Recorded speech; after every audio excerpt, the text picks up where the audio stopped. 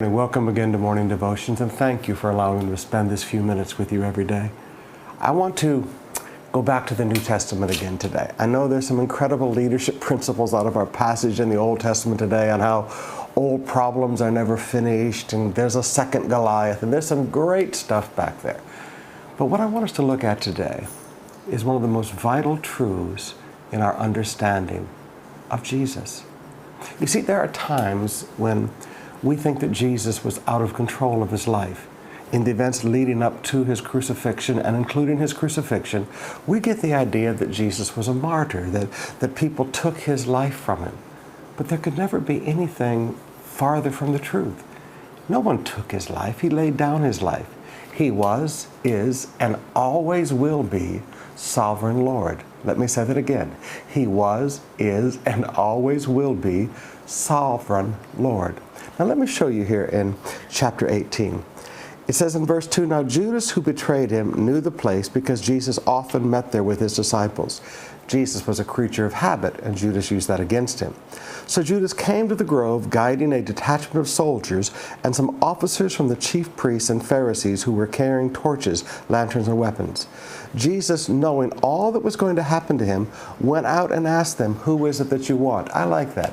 Jesus didn't practice people power and hide behind the apostles. Jesus didn't run away and hide up a tree someplace. He went out to meet them. You see, you have to understand, folks, Jesus was, is, and always will be Lord. He walked straight up to these people who were going to arrest them and said, "Who is it that you want?" He put himself between harm's way and those who followed him. He didn't hide behind them. "Jesus of Nazareth," they replied. "I am he," Jesus said, and Judas the traitor was standing there with them.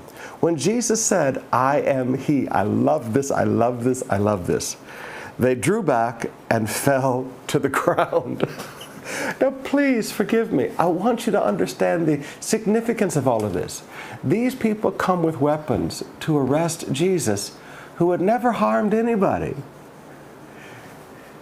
Judas is there, possessed by Satan himself, who was thinking that this was his hour. And instead of Jesus hiding from them in fear, he comes out and confronts them. He says, "I am he," and they all fall down. Oh, please forgive me. They all fell to the ground. They all bowed before Jesus as Lord, including Satan inside of Judas. Now, brothers and sisters, you and I just need to back up the bus a little bit in our thinking and our theology. And remember, Satan's not all that. He's just a third-rank angel. He's just a cherub. He's a rebel with a big mouth and a bad attitude. Jesus was, is, and always will be Lord.